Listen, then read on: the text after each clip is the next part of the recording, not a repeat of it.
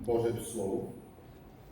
Има много слова. Чуваме слова от парламента, чуваме слова от радиото, от телевизията, от новини, от Фейсбук, откъде ли не е Слово. Миналата седмица говорих за Божието Слово, за нашите 66 книги, които се наричат Библията.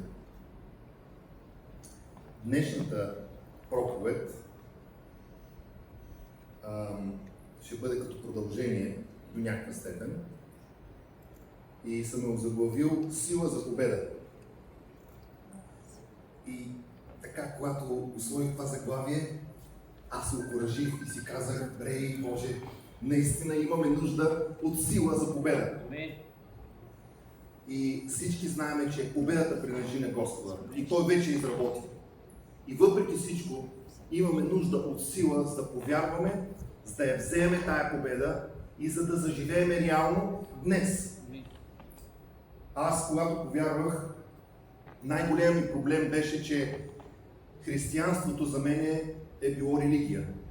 Тоест, нещо, което трябва да направиш, нещо, което трябва да някакви обряди, палене на свеж, там да обиколиш черквата и такива неща. Нямаше живот. За мен беше мъртво нещо. Нещо, което написани едни книги, и това беше за мен. Това беше най-големият ми проблем. И тогава, като тинейджър, аз исках всичко да изпитам. Исках да го преживея. Да бъде реално за мен.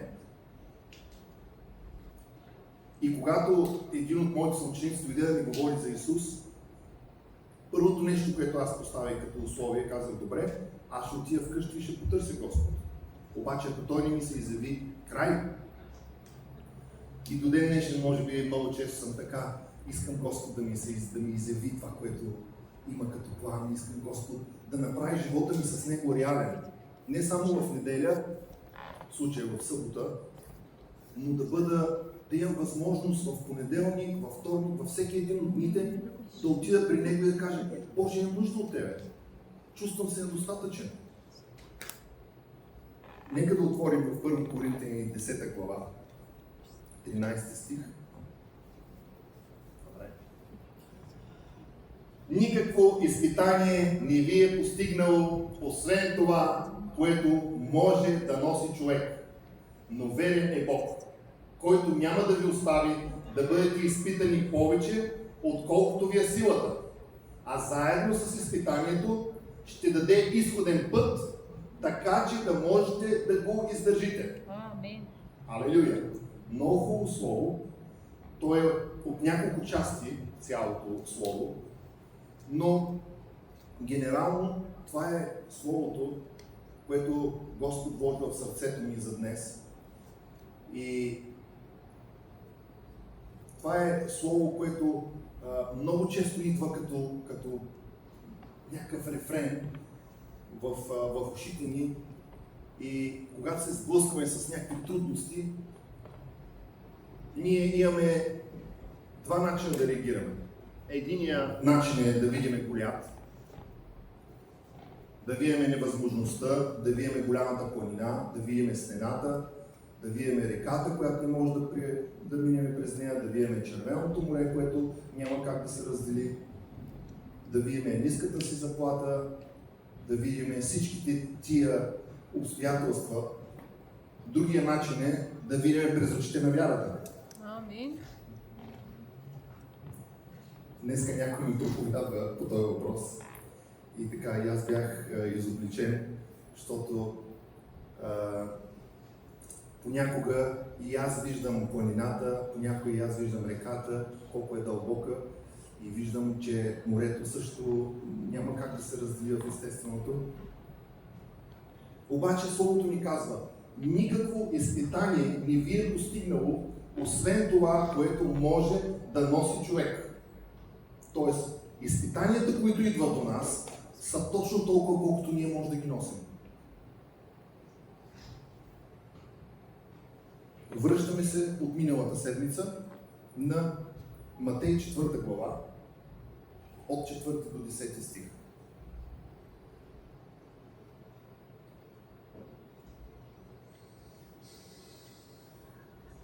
А той в отговор каза: Писано е, не само с хляб ще живее човек, но със всяко слово, което излиза от устата на Господа. Тогава дяволът пак го заведе в святия град Иерусалим и го остави на най-високото място на храма и му каза, ако си Божий син, хвърли се долу, защото е писано, ще заповяда Бог на ангелите си за тебе и на ръце ще те вземат, да не би да удариш краката си в камък. И Исус му рече, писано е също, не изкушавай Господа своя Бог. Но най-после дяволът го заведе на една много висока планина и му показа всички царства на света и тяхната слава. И му каза, всичко това ще ти дам, ако се наведеш до земята и ми се поклониш. Тогава Исус му каза, махни се от мене, Сатана, защото е писано на Господа своя Бог да се покланяш и само на Него да служиш. Маничко дълъг пасаж. Но това, което споменах миналата седмица съвсем накратко, е, че тук виждаме три основни изкушения, през които Исус премина. Първото изкушение беше много интересен превод. Трябваше аз да го погледна преди да излезне. Искам да отворя от Пенчо Славейковата Библия. Матей 4 глава.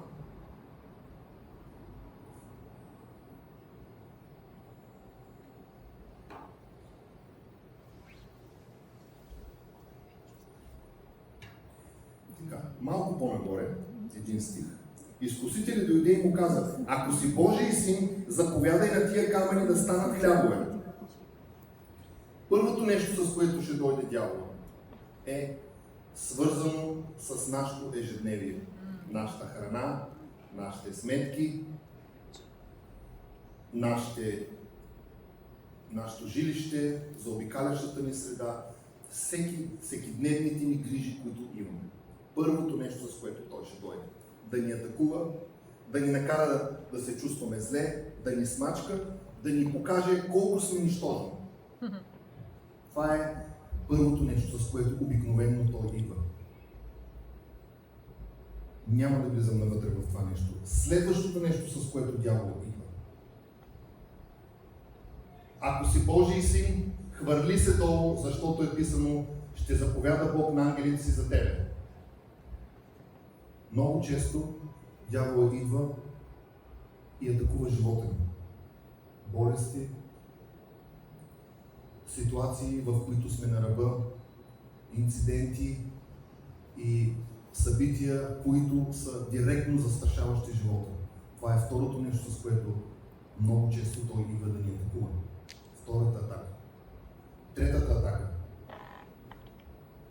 Най-после дявол го заведе на една много висока планина и му показа всички царства на света и тяхната слава. И му каза, всичко това ще ти дам, само ако се поклониш. Третото нещо, с което дявола ще дойде да ни атакува, е на кого да се поклоним. Това е най-ценното нещо, това е първото нещо, за което дявол ще се бие в нашия живот. Нашия поклон. Дали да се поклониме на нашия Господ, или да се поклониме на обстоятелствата, да се поклониме на Него, да се поклониме на човека, който е до нас, на обстоятелството, което е до нас, да се поклониме на финансите, които да ни кажат какво да правим и какво да не правим. Но всичките тия три изпитания, които дойдоха до Господ, бяха достатъчно явни и достатъчно познати. Исус веднага отвърна със Словото, писано. И във всеки един от тия моменти Господ отвърна със Словото. Той не отвърна с чудеса и със знамения, не отвърна с някакви примери, не отвърна с Прослушай проповедта от 17 август 1992 година, Ели Коселиш, този на този и този проповедник. Много е хубаво да слушаме проповедници, проповеди и да слушаме хората, на които Господ ни е дал откровение в определени неща. Това е чудесно, да храним духа си. Но Исус каза, писано е. Той имаше всичките пророци, имаше целият закон, но той каза, писано е. В Божието Слово е писано.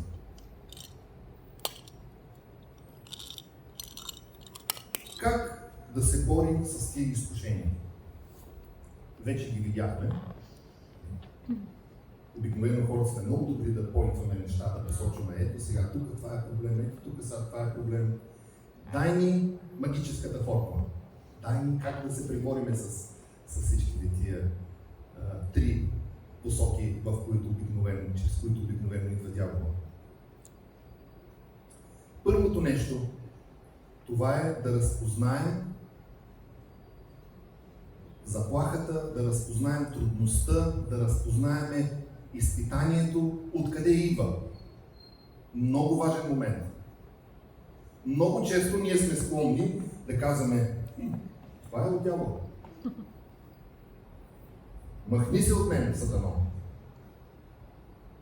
Сигурен ли си? Ако познаваме добре Божието Слово и ако отваряме и преглеждаме големите личности, ние ще видим колко често Господ позволява изпитание в определена ситуация, за да изработи в нас качества, за да изработи в нас възможности за растеж. Така че първото нещо, което е важно, е да разпознаем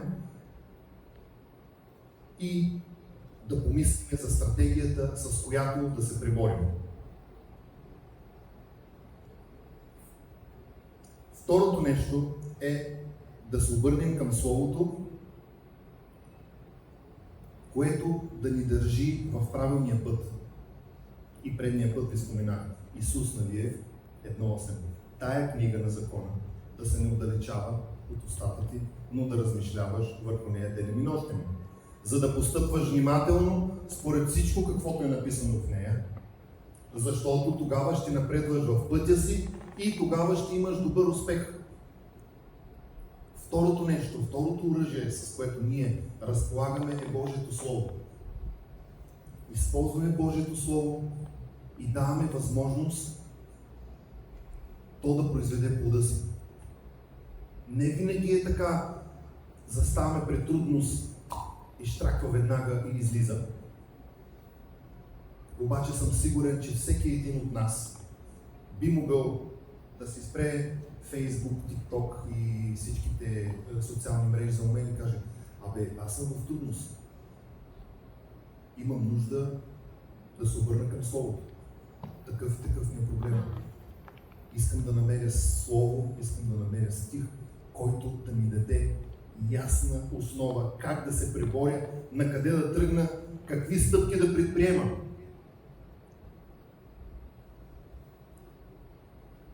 Следващото нещо. Да поискаме помощ. Това е трудна работа. Понякога лесно, понякога трудно, понякога си казваме, аз се справя самичък. Бил съм вече почти една година на църква, толкова слово, аз няма да се справя. Аз ще се справя. И дявол казва, да, се справиш. Непременно ще се справиш. Казва, ела сега, аз ще ти кажа как ще се справиш. Скъпи хора, няма нищо лошо да поискаме помощ. Първо да поискаме помощ от Бога. На първо място. В Яков се казва, поискайте мъдрост от мен. Второто нещо, което е, поискай мъдрост от приятел.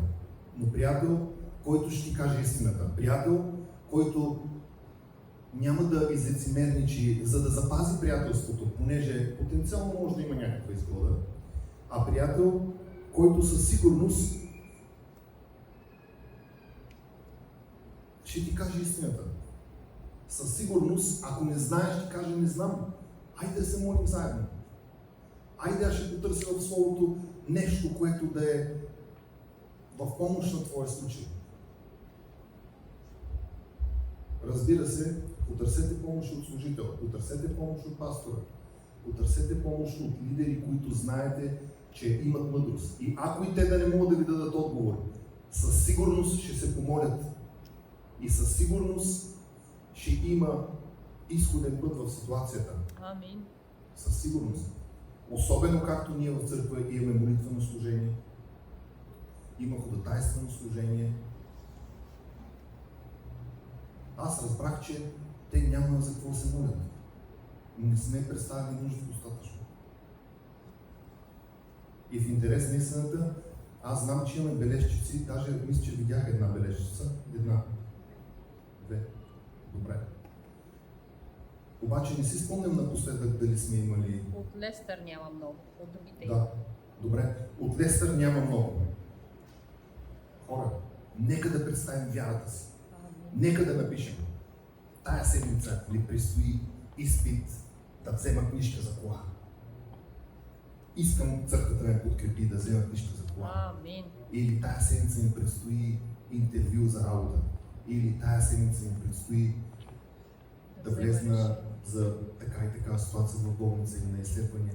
Всеки един от нас преминава през различни битки.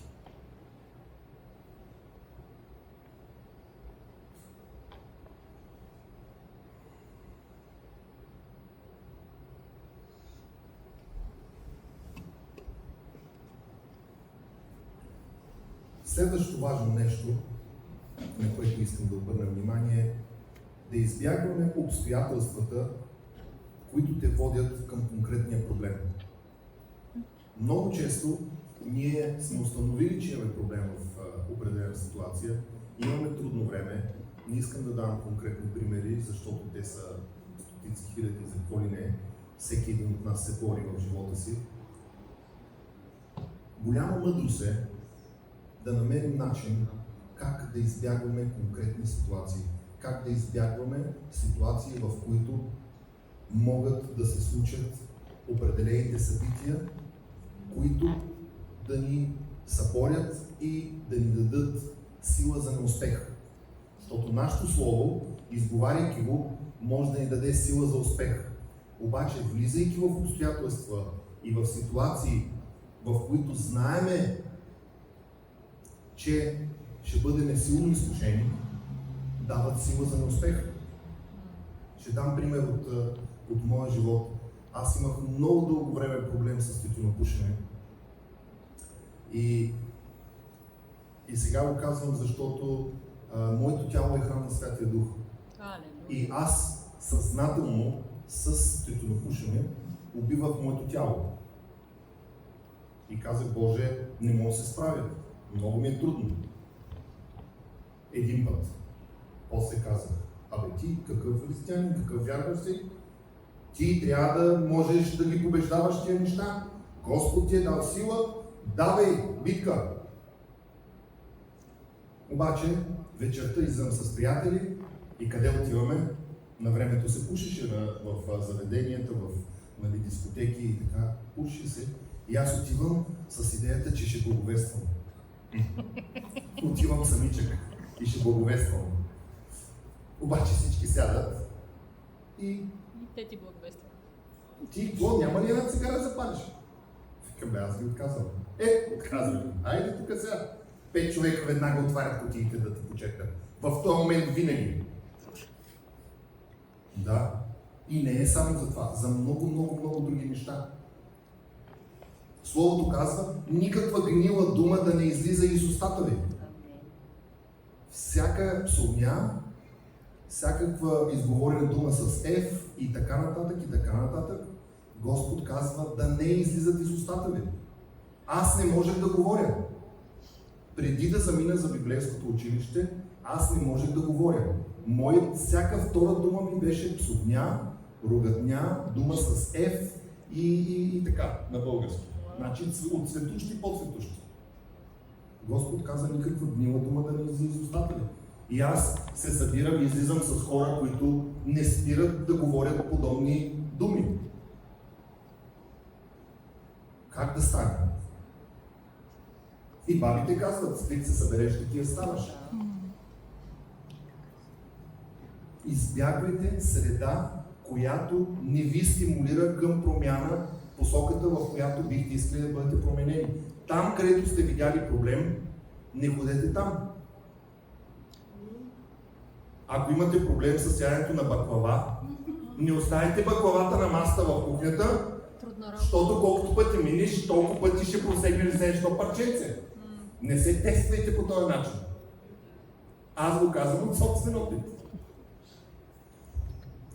Всяка вечер ми е така да се ядосвам, жената почва чисти, гласи в кухнята, всичко да е изрядно, да е приключила вечерта и така.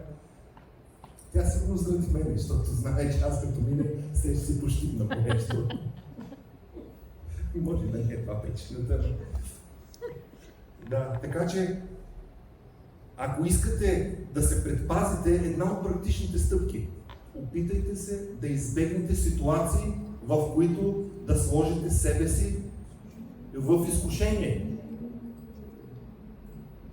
Нещо, от което да се предпазим. Връщам се обратно на момента с тютюнопушенето при мен.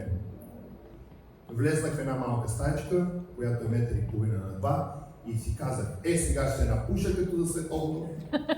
И извадих една кутия стюардеса, може и никой да не е чувал за тая марка цигари. И една след друга, 1, 2, 3, 4 цигари, просто вече въобще не се виждаше нищо в тази стая. Викам си, значи моето тяло така ще придобие някаква непоносимост, ще ми стане лошо и край с цигарите. До тук.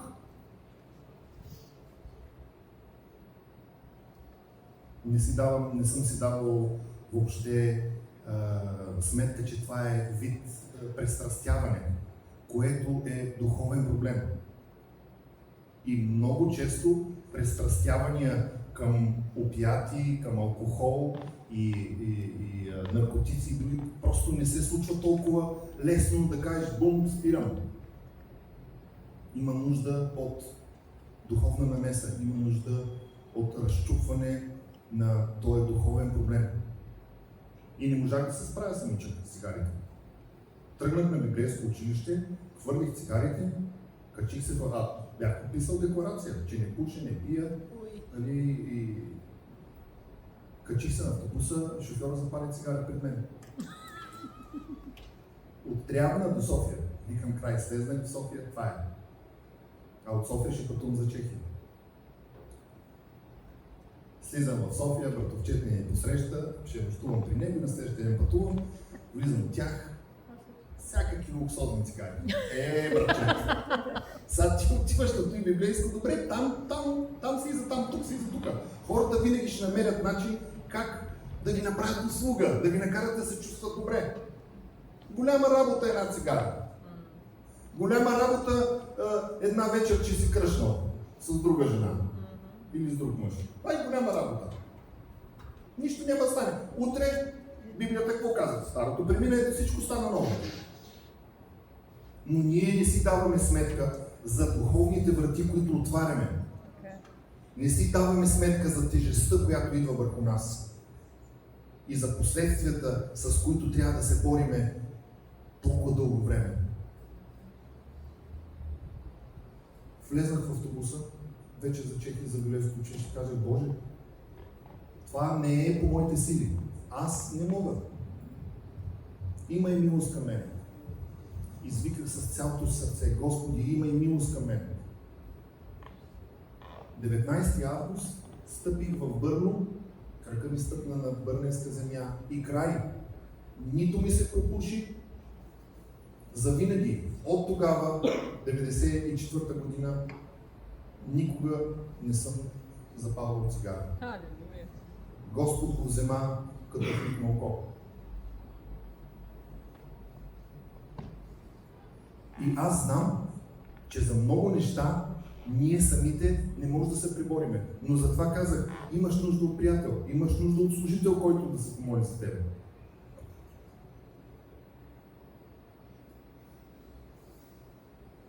Искам да прочетем Матей 6 глава, 22 стих.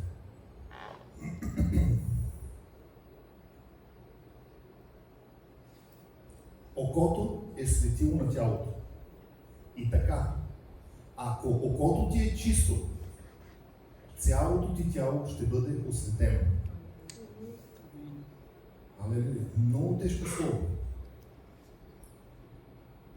Ние сега в момента четеме, предния път ви казах по този план, и основно четеме в Стария Завет. И сега в момента сме на Второзаконие. И виждам Господ колко голяма тежест слага върху чистотата.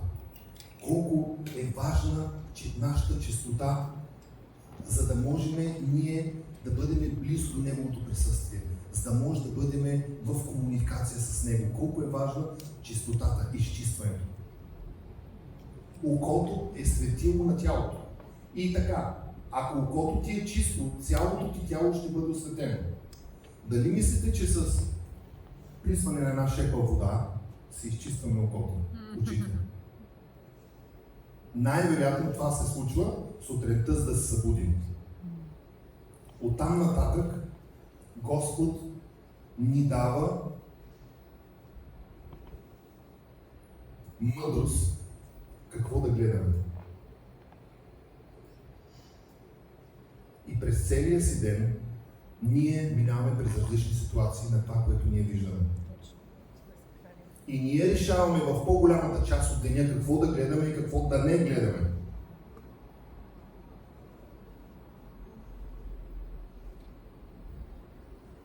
Говорихме преди време с някой за Фейсбук.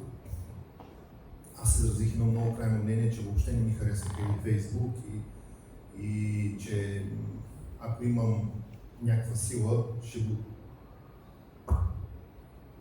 клъцна камера на този Фейсбук. После се замислих и особено тази сутрин си казах, всъщност не е виновен Фейсбук. Ние сме хората, които решаваме какво да гледаме във Фейсбук и какво да не гледаме. Ние сме хората, които решаваме какво да постваме във Фейсбук и какво да не постваме във Фейсбук. И е много трудно, особено за нас вярващите, да се промениме и да промениме начина, през който виждаме. Тук ще отворя една малка скобичка, може и да не е много малка, но ще отворя една скобичка, в която първо ще се обърна към братята, после се обърна към сестрите. Тоест един път към мъжете, един път към жените. И понеже съм мъж, ще се обърна първо към мъжете.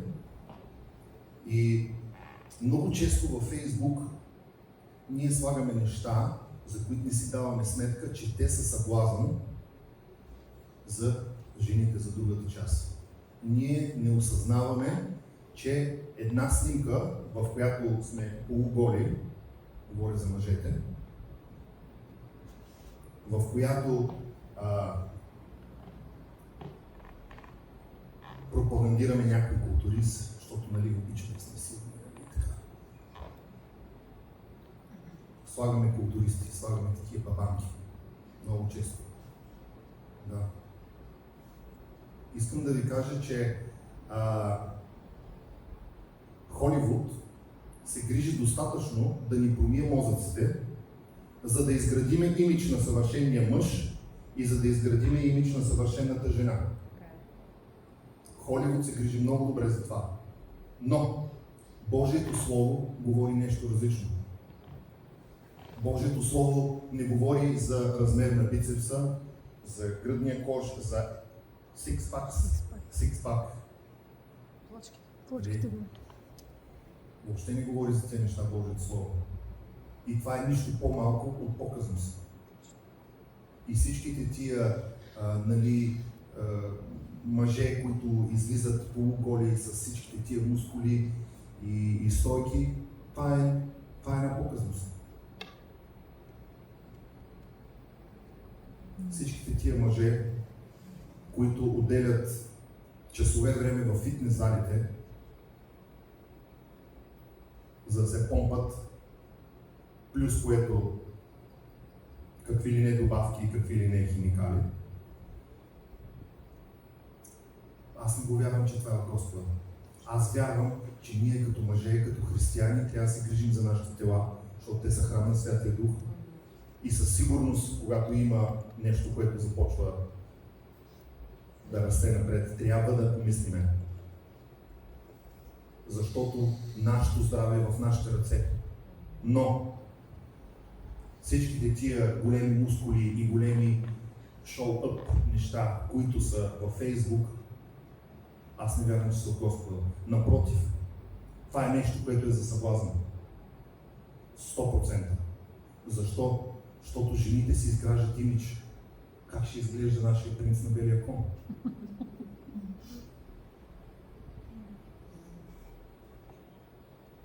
Пренебрежителни погледи. Сила. Къде е силата? Силата е, когато си в семейство и се приближи до тебе една разголена девойка, да й кажеш: чакай, това не съм аз. Аз съм семейен мъж, аз уважавам и обичам моята съпруга. Това не е твоето място. Довиждане. Това е силата. Силата е, когато се прибереш вечерно време изморен от работа, да седнеш да обърнеш малко внимание на твоята съпруга, въпреки че си изморен, и в много други неща. Силата не е в бицепсите. Но това е, което Фейсбук моделира в нас. Ние сме като културисти, ние сме някакви такива супермени. Не. Това не е истина. Това абсолютно не е истина. И е време ние да отрезнем и да разбереме кой е имиджа, който Господ създава за нас. Кой е имиджа, който Господ рисува за един мъж и кой е имиджа, който Господ рисува за една жена. От другата страна. Да. Отварям Фейсбук и понякога просто се потрисам. Понякога просто се потрисам. Деколтето до тук. Сега говоря само за сестри и за женската част, която е за вярващи хора. Хората в света, те се носят отговорността. Обаче Господ е казал: ти си светлина, ти си пример, ти си солод на земята. Ти си град, поставен на високо. И Господ каза: ще ви направя да бъдете желателна земя. Той не каза: ще ви направя да примамвате мъжете. С какво? И по този начин. С червило: чакай тук.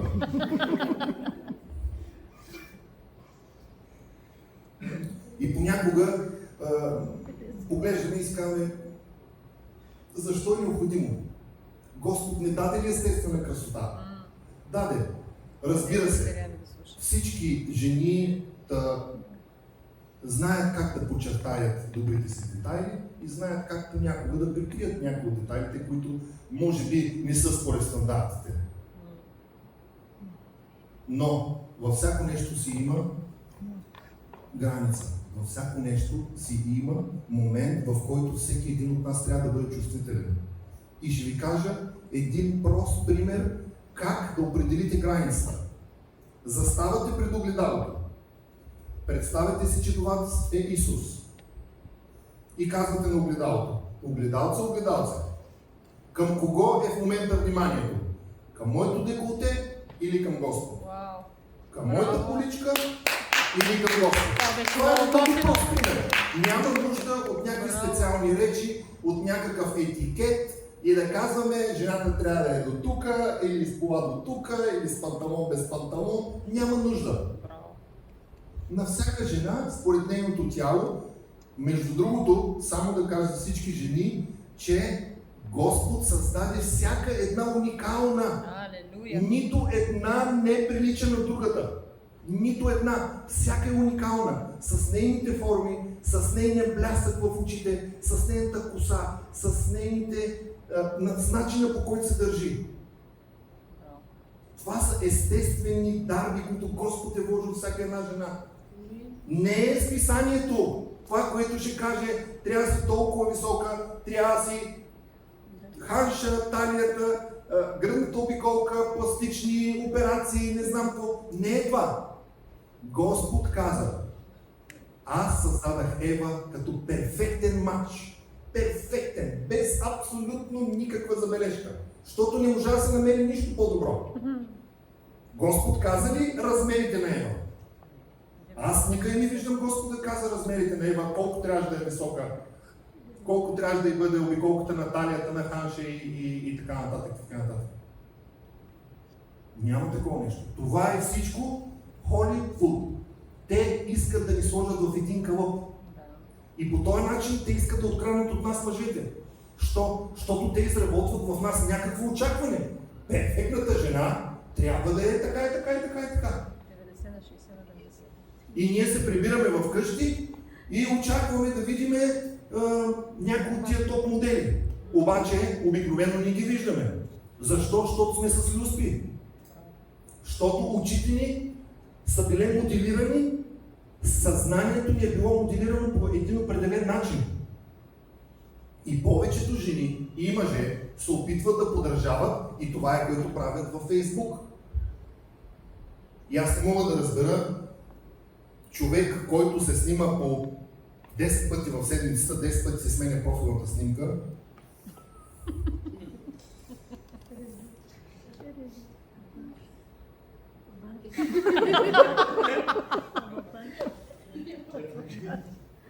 Това просто за мен е абсолютно извънземно. Особено хора, които са дали сърцето си на Господ. Ти си Божията невяста. Ти си Божия син, който имаш толкова невероятен потенциал. Фейсбук не е нашия стандарт. Фейсбук не е нашия стандарт. Фейсбук не е мястото, където ние ще докажем кои сме или кои не сме.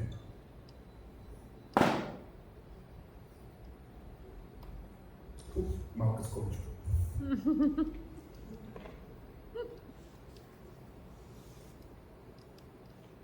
Да, окото е светлина на нашето тяло. Помнете го, окото е светлината. Научете се да се научим да виждаме тия неща, които трябва да виждаме. Тая светлина е вечната светлина. Тая светлина ще ни заведе. Тая светлина ще ни даде истината. Тя ще ни даде истинския път. Тя ще ни покаже къде има да заобиколиме, къде да внимаваме да не се спънем. Нещо остро. Точно тая светлина на чистотата, светлината, която да ни приведе през всякаква ситуация.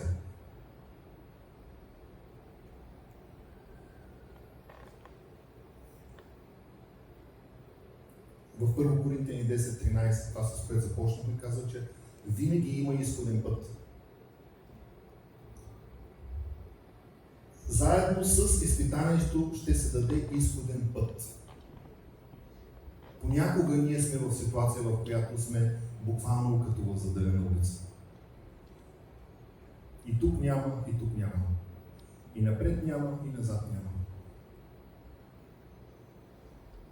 Обаче, ние решаваме дали да изберем този стих, или да избереме обстоятелствата и да избереме депресията, да избереме да влеземе по това нещо. Във всяко изпитание има изходен път. И той идва от Господ. Понякога ние не го разбираме. В естественото няма как да го сванем, но той идва от Господ. Господ вече го има. Той го е планирал. И ако се държим здраво за него, няма как. Господ е обещал. Имам изпитание за тебе. Следващото нещо, много важно. Каква е нашата позиция? Във всяко едно изпитание, във всяка една атака, каква е нашата позиция? Ние сме в позицията на отдолу и планината отгоре? Или ние сме в небесна позиция? Какво ни каза Господ? Аз ви давам небесна позиция. По-велик е Той, който е в мене, от който е в света. Позицията, от която ние поглеждаме на изпитанието, позицията, от която ние поглеждаме на предизвикателството, е повече от половината от победата. Когато Давид излезе срещу Голиат, какво каза? Кой е той необрязан там?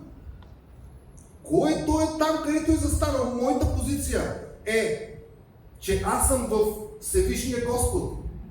Силата, с която аз отивам там, е силата на Всевишния Господ. Силата на Той, който създаде небето и земята. Който е там застанал? Културист някакъв. Напомпан.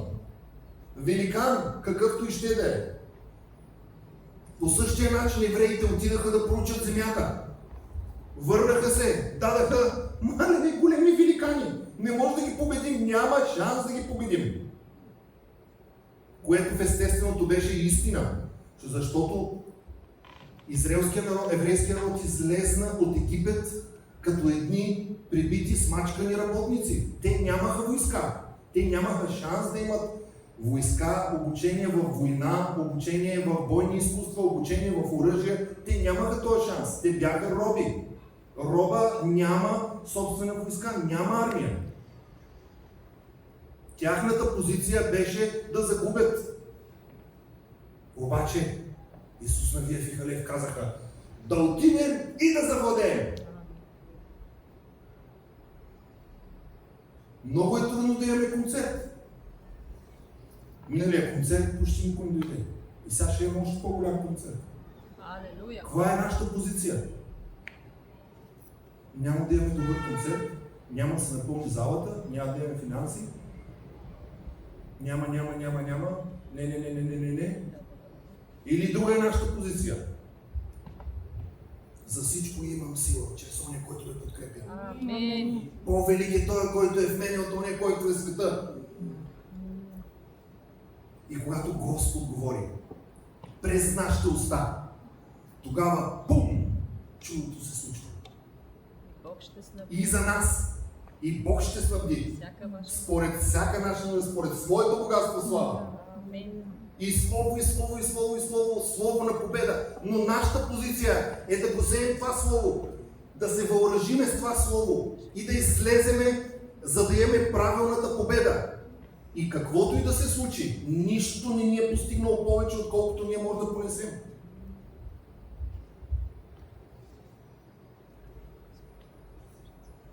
Това е в момент, в който ние сме в изпитание.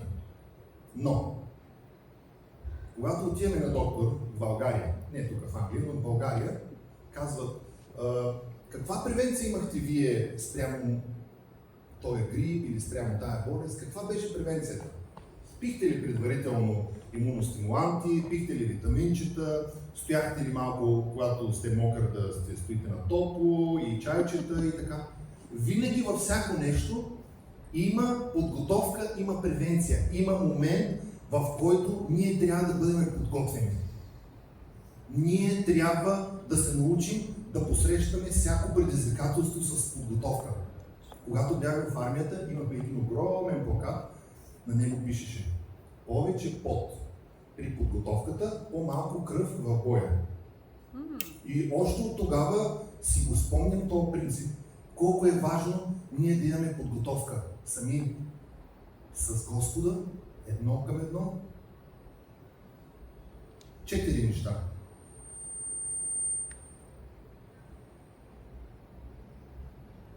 Да изучаваме Словото, да прекарваме време с Господ едно към едно, да бъдем на църква на богослужение, заедно с светиите, за да се разпалваме, и да имаме служение на благовестие, което да ни освежава. И тук искам да ви пусна една снимка с 2 кучета. Не знам дали някога съм казвал тая кратка история, но сега искам да я споделя, дори да съм я казвал. Едни мисионери отиват в Африка, в едно племе, буквално на край света, далеч от всяка цивилизация, и проповядват им, и една част се спасяват, друга част не се спасяват, но шамана на племето, тотална промяна, приема Господ 100%. И времето на мисионерите свършва, прибират се и се връщат след 3 години. обратно в това племе, връщат се невероятен просперитет. Всички вярващи, детско училище, християнско, библейско училище, всичко, което мога да си представим е най-добро в това племе, цветя и рози. Невероятна хармония.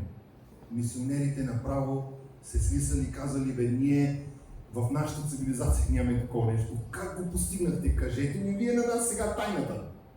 И ще ме наказва. Много е просто. Той е като две кучета. Едно черно куче и едно бяло куче. Двете воюват. Като нахраниш черното куче побеждава. Като нахраниш бялото куче побеждава. Така че, хора, нека да се научим да храним нашия дух. Нека да се научим да храним нашата вяра, да храним нашия свят живот с святи постъпки. Да подготвяме себе си. Да даваме храна повече на бялото куче. На това куче, което искаме да побеждава в нас. Да избягваме всякакви ситуации, в които да слагаме себе си в проблем, да слагаме себе си в трудност.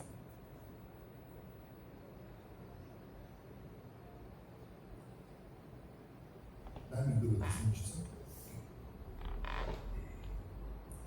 Това е друг пример. И с този пример ще завърша.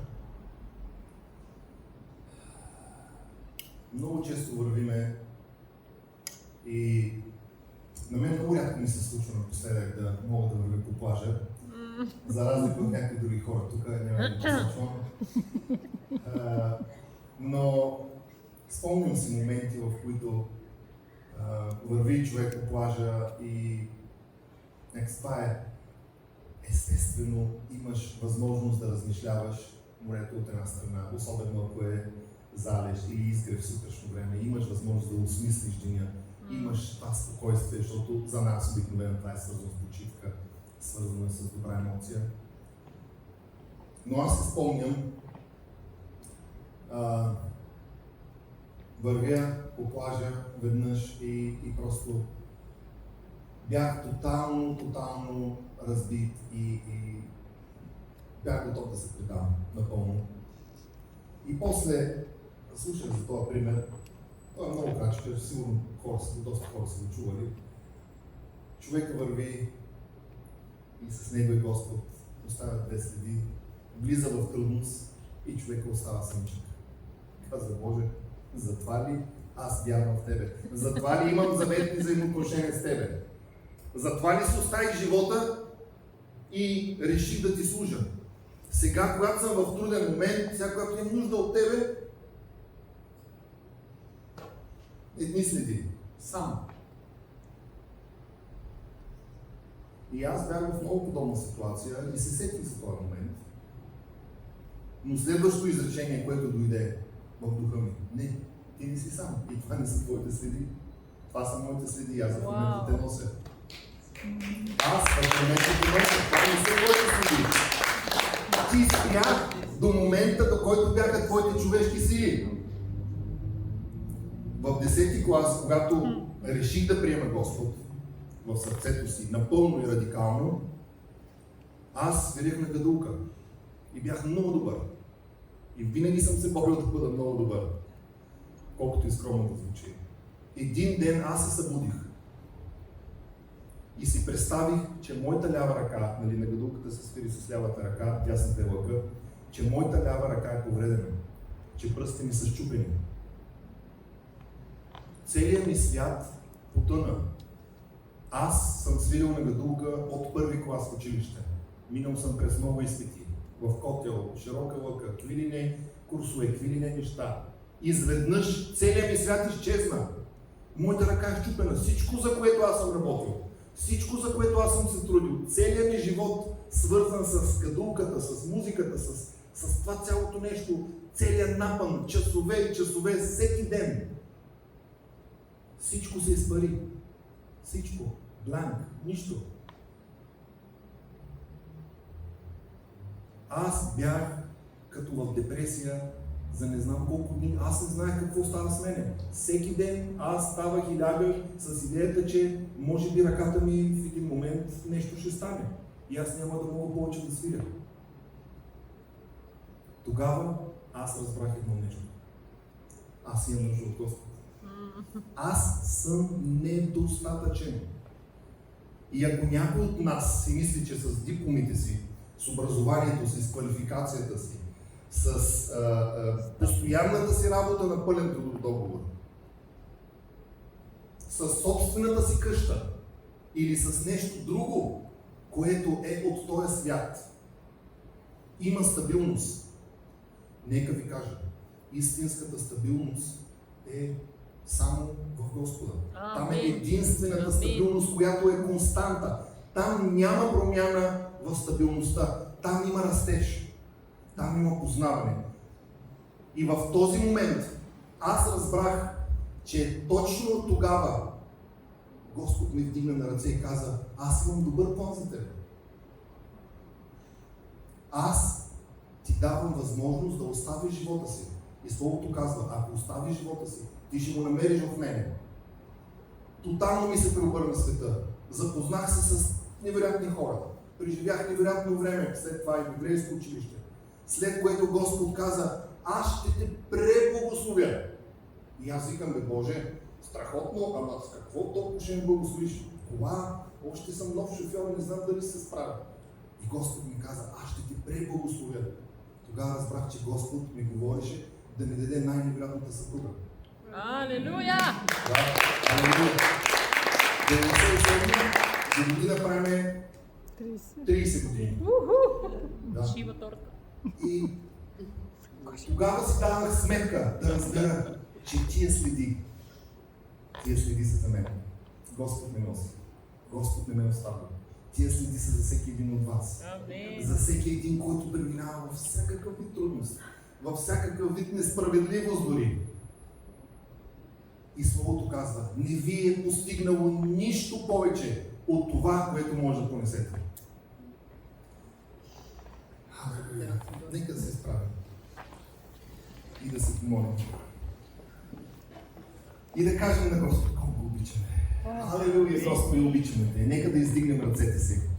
Нека да издигнем ръцете си и да имаме очакване. Нека да имаме очакване към Царя на царете. Халелуя.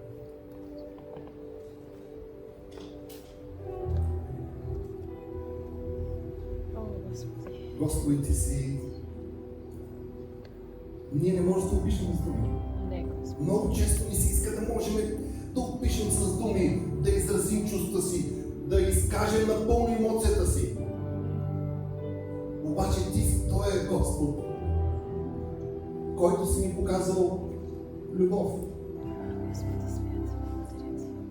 Кратичка дума. Любов. Но пълна с толкова много смисъл. Пълна с толкова много желание да бъдем заедно с Тебе. Да бъдем заедно с Тебе в вечността. Да имаме този невероятен пробив тук на земята, заедно с Тебе. Да видим, да преживеем Твоите чудеса и знамения. Да преживеем най-смелите си мечти. Да преминем през всичките дълбоки води с Тебе. Понеже знаеме, че Ти ни носиш. Понеже знаеме, че Ти си Той е Господ, който създаде небето и земята. Ти си Той е Господ, който каза да бъде светлина. И всички виждаме светлината. Благодаря Ти, Господи, за всичко.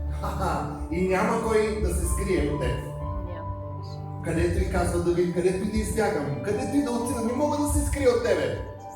Понеже Твоето присъствие, то освежава душата ми. Понеже Твоето присъствие, то ме кара да се чувствам жив, да искам да успея, да искам да продължа напред. Той е същия Господ, който каза да бъде светлина. Който каза: аз те обичам толкова много, че ще пожертвам и пожертвах собствения си син за теб лично. За всеки един от нас. И сега ти казвам, в името на живия Господ, не те е постигнало никакво изпитание, през което да не можеш да преминеш. Сега ти го казвам. Небето и земята ще преминат, но Словото на Господа няма да премине. Не те е постигнало никакво изпитание.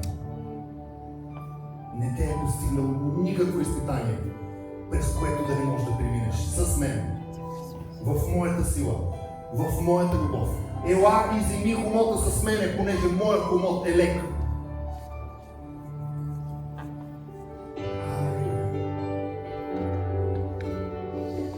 Понеже благодата ми ти е достатъчно. Понеже моята благодат е достатъчна за тебе. Понеже аз простих, видях и простих всичките ти грехове, всичките до един, казва Словото. И те направих по-бял от сняг, по-чист и по-бял от сняг, понеже ти се покая с цялото сърце.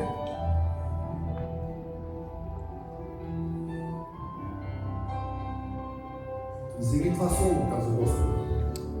Занеси го вкъщи. Вземи това слово, казва Господа. Занеси го в скришната си стайчка. Вземи това слово, казва Господа. Занеси го там, където да имаш интимно взаимоотношение с мен. И сподели болката си. Сподели тая трудност, която те мъчи. И аз ще ти дам моя поглед. Аз ще ти дам да видиш през очите на орела. Аз ще ти дам да видиш през очите на Моисей, който видя Червеното море да бъде отворено. Аз ще ти дам да видиш през очите на моя син, който когато видя множеството се смили, понеже видя, че множеството беше отрудено. И сега аз се смилявам на тебе, казва Господа. Поискай от мен. И аз ще ти дам народите за твое наследство. И сега аз говоря в името на живия Господ Исус Христос. Тая зала говоря да бъде изпълнена с гладни и жадни хора. За живия Господ аз изговарям напълване на тая зала. Аз изговарям съжаление в този град в името на Исус. И няма да се задоволиме с нищо по-малко. Понеже Господ ни обещава, че всяко коляно ще се преклони и ще признае, че Исус е Господ. Небето и земята ще преминат, но Словото ми няма да премине, казва Господ. И сега тук всички ние сме свидетели. Ние сме свидетели на обещанието на Господ. Не ви е постигнало нищо. Но това, което аз имам за вас, е моето обещание. Аз имам за вас благодат. Аз имам за вас сила. Аз имам за вас успех. Аз имам за вас чистота. Само поискайте от мен.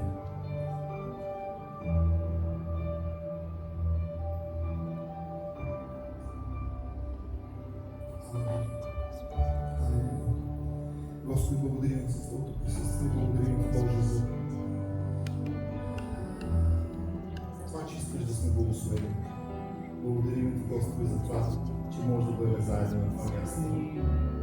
За възможността да послужим един на друг, да бъдем приятели един с друг, да споделяме трудностите си, да споделяме грешките си един с друг. Да бъдем един, да бъдем цялостни, да бъдем хора, които подкрепят един други. Да бъдем пример в братолюбие, както Ти, Господи, си ни посъветва. Да бъдем за пример, да бъдем сол на земята и да бъдем светлина за този град и до краищата на света. И където и да отидем. Ние да бъдем Твоите хора, където и да отидем, ние да бъдем Твоите посланници. Град поставен на високо. Алелуя!